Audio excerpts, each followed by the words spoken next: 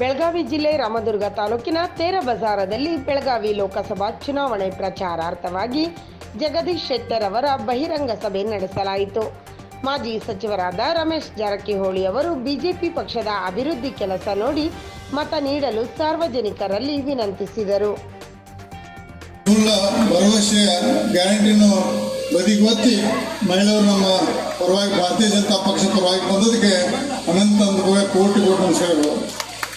ಅದೇ ರೀತಿ ಗಂಡ ಮಕ್ಕಳ ಪುರುಷರ ಸಹಿತ ನೀವು ಚಲನೆ ಮಾಡಬೇಕು. ಮತ್ತು ಭಾರತೀಯ ಜನತಾ ಪಕ್ಷಕ್ಕೆ ಅದು ವಿಶೇಷವಾಗಿ ಜಗದೀಶ್ ಶೆಟ್ಟರ್ ಮುಖಾಂತರ ನರೇಂದ್ರ ಮೋದಿ ಕೈ ಬಲಿ ಕೊಡಿ ಒಂದು ಕೈ ಮುಗಿದ ಮೇಲೆ ಕೇಳ್ಕೊಳ್ಬೇಕಾರೆ ಮತ್ತೆ ಕಾಂಗ್ರೆಸ್ ಪಕ್ಷದ ಪ್ರಚಾರದಲ್ಲಿ ಸತತವಾಗಿ ನರೇಂದ್ರ ಮೋದಿಯವರ ಹೆಸರನ್ನು ಕಪ್ಪು ಮನಸ್ಸು ಬರಲಿಕ್ಕೆ ಪ್ರಯತ್ನ ಮಾಡ್ತಾರೆ. ಮತ್ತು ಸುಳ್ಳು ವಿಡಿಯೋ ರಿಲೀಸ್ ಮಾಡಿ ಈಗಾಗಲೇ ಅದ್ರ ಬಗ್ಗೆ ಕೇಸ್ ಚರ್ಚೆ ನಡೆದಿದೆ. ಯಾಕೆ ಕಾಂಗ್ರೆಸ್ ಹತಾಶೆ ಭಾವನೆಯಿಂದ ಸುಳ್ಳು ಪ್ರಚಾರ ಮಾಡಿ ಬಹಳಷ್ಟು ಕೀಳುಮಟ್ಟ ಪ್ರಚಾರ ಕೇಳ್ತಾರೆ. 5ನೇ ಸ್ಥಾನಕ್ಕೆ ಬಂದೇವೆ. 5ನೇ ಸ್ಥಾನಕ್ಕೆ 10 ವರ್ಷದಲ್ಲಿ, ಇನ್ನು 2-3 ವರ್ಷದಲ್ಲಿ ಇವತ್ತು 3ನೇ ಸ್ಥಾನಕ್ಕೆ ಬರ್ತೀವಿ. 3ನೇ ಸ್ಥಾನಕ್ಕೆ ಇನ್ನು 10-15 ವರ್ಷದಲ್ಲಿ ಇಡೀ ವಿಶ್ವದಲ್ಲಿ ಭಾರತ ದೇಶ ಸೂಪರ್ ಪವರ್ ಆಗ್ತದೆ. ನಂಬರ್ 1 ಸ್ಥಾನಕ್ಕೆ ಬರ್ತದೆ. ನಂಬರ್ 1 ಸ್ಥಾನಕ್ಕೆ ಇದು ನಿಶ್ಚಿತ. ಆಮೇಲೆ ಇತ್ತೀಚೆಗೆ ಇದ್ರ ಬಗ್ಗೆ ಹೇಳಬೇಕಾದ್ರೆ ಇವತ್ತು ನಾವು ಬಿಜೆಪಿ ನಾಯಕರು ಹೇಳಿದರೆ ಬಿಜೆಪಿ ನಾಯಕರು ನಿಮ್ಮ ಬಗ್ಗೆ ನೀವು ಹೇಳ್ಕೊತಿರ್ತಾರೆ. ಇವತ್ತು 2 ದಿವಸದಿಂದ ಒಂದು ಪತ್ರಿಕೆಯಲ್ಲಿ 2-3 ಪತ್ರಿಕೆಯಲ್ಲಿ ಬಂದಿದ್ದು ನೀವು ನೋಡಿರೋದು ಗೊತ್ತಿಲ್ಲ ನನಗೆ.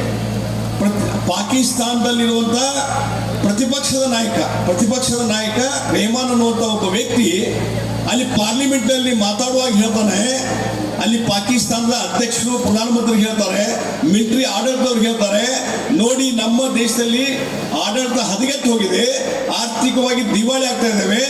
ಅಲ್ಲಿ ನರೇಂದ್ರ ಮೋದಿ ಅವರ ನೇತೃತ್ವದಲ್ಲಿ ಭಾರತ ದೇಶ ಸೂಪರ್ ಪವರ್ ಆಗ್ತದೆ, ಪಾಕಿಸ್ತಾನ ದಿವಾಳಿ ಆಗ್ತದೆ ಅನ್ನುವಂಥ ಮಾತನ್ನ ಪಾಕಿಸ್ತಾನ ಅದರ ಅರ್ಥ ನರೇಂದ್ರ ಮೋದಿ ಅವರ ಶಕ್ತಿ.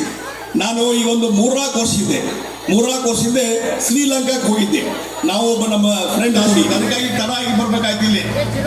ಅದಕ್ಕಾಗಿ ದಯವಿಟ್ಟು ಕ್ಷಮಿಸಬೇಕು. ಇವತ್ತು ನಾವೆಲ್ಲರೂ ಕೂಡಿ ನರೇಂದ್ರ ಮೋದಿ ಅವರಿಗೆ ಆಶೀರ್ವಾದ ಮಾಡಬೇಕಾಗಿದೆ. ನಾವೆಲ್ಲರೂ ಕೂಡಿ ನರೇಂದ್ರ ಮೋದಿ ಅವರಿಗೆ ಶಕ್ತಿ ಕೊಡಬೇಕಾಗಿದೆ. ಆ ಶಕ್ತಿ ಕೊಡುವಂತ ಕೆಲಸ ಇವತ್ತು ರಾಮದುರ್ಗದಲ್ಲಿ ಆಗ್ತಾ ಇದೆ ಅನ್ನುವಂಥ ಮಾತನ್ನ ಈ ಸಂದರ್ಭ ಹೇಳ್ತಾನೆ.